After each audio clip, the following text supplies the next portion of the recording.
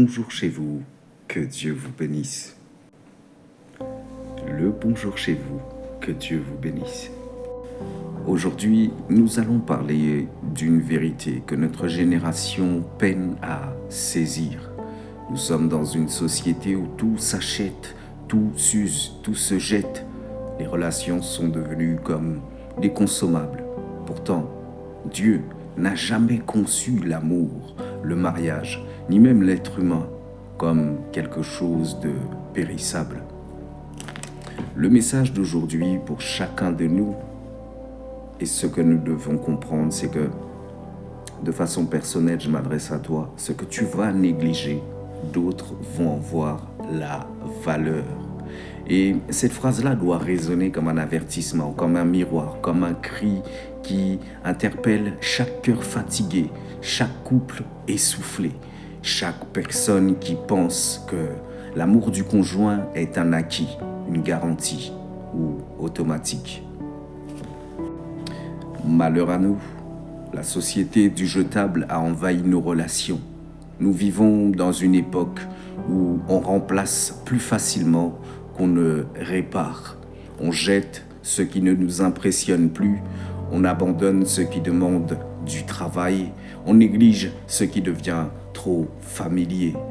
Mais autrefois, la parole de Dieu le confirme, on honorait ce que l'on avait parce que ce que l'on possède reflétait ce que l'on est. Nos ancêtres vivaient plus lentement, plus profondément. Ils savaient que ce qui a de la valeur demande de la considération, de l'attention, de la patience, du soin et du sacrifice. L'alliance du mariage, maintenant, nous allons en parler. C'est un héritage divin qu'on ne maltraite pas. La Bible déclare que chacun de vous aime sa femme comme lui-même et que la femme respecte son mari. Éphésiens 5 au verset 33. Ce verset est simple, mais c'est un pilier qui manque aujourd'hui à de nombreux foyers.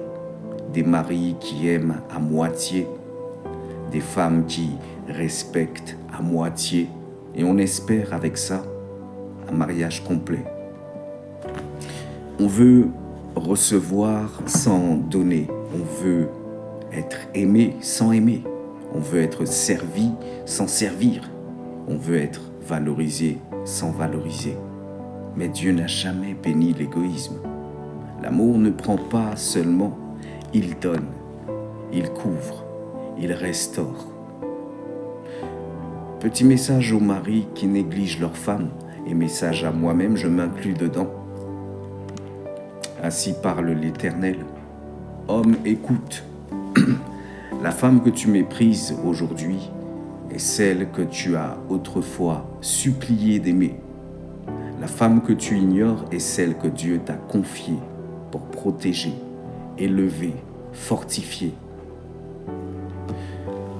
J'invite chacun de nous à pouvoir méditer sur Éphésiens 5, 25, en ce que Christ n'a pas seulement aimé l'Église, il s'est sacrifié pour elle.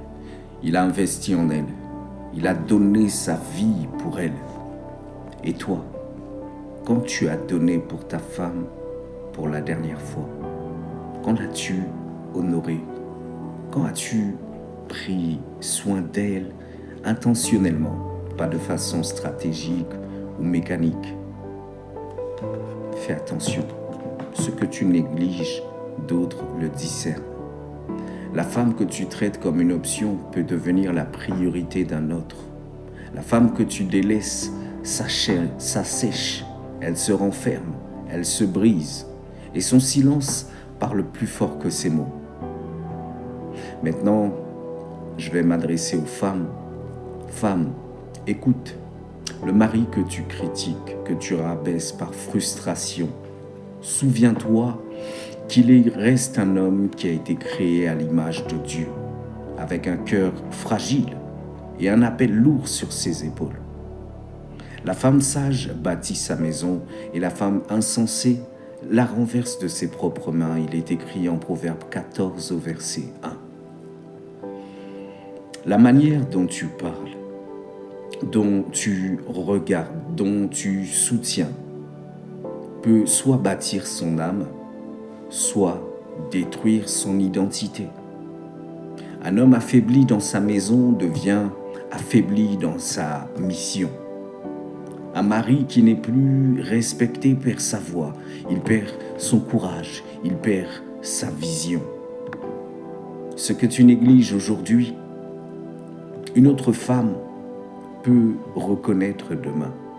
Non pas pour voler, mais parce que la valeur se voit partout, sauf par ceux qui ont les yeux fermés et qui malheureusement ont le privilège de l'intimité, de la proximité. À nous tous, sachons et comprenons qu'il y a une différence entre vivre et exister. Beaucoup de couples existent sous le même toit. Ils partagent un lit, mais pas des cœurs. Ils partagent une maison, mais pas une vision. Ils partagent des responsabilités, mais pas des émotions. Mais Dieu nous appelle à vivre, pas à cohabiter. À vivre, et vivre, c'est investir. Vivre, c'est faire un. Vivre, c'est bâtir. Vivre, c'est honorer. Vivre, c'est protéger. Vivre, c'est aimer jusqu'au bout. Deux valent mieux qu'un, car s'il tombe, l'un relève son compagnon. Ecclésiaste 4, du verset 9 à 10. Mais comment te relever si celui avec qui Dieu t'a lié te laisse tomber? Alors, l'amour est empreinte, et c'est une empreinte, c'est une marque de passage. Nos ancêtres et tous ceux qui nous ont précédés ont laissé derrière eux des traces de fidélité, d'unité, de stabilité. Leur couple était un témoignage. Et c'est même ce qui nous a donné envie aujourd'hui d'être des personnes qui sont mariées, pour d'autres qui aspirent au mariage.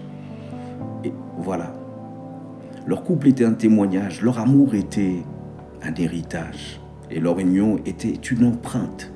Et toi, bien-aimé, quelle empreinte tu vas laisser? Sache que la négligence détruit les bénédictions, que l'attention, quant à elle, les multiplie et que l'amour les immortalise.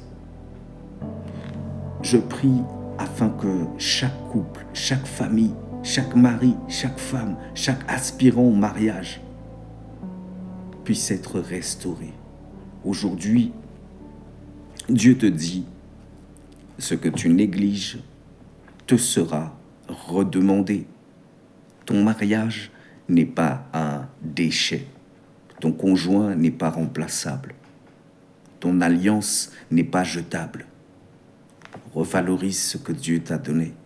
Réinvestis dans ce que Dieu a béni.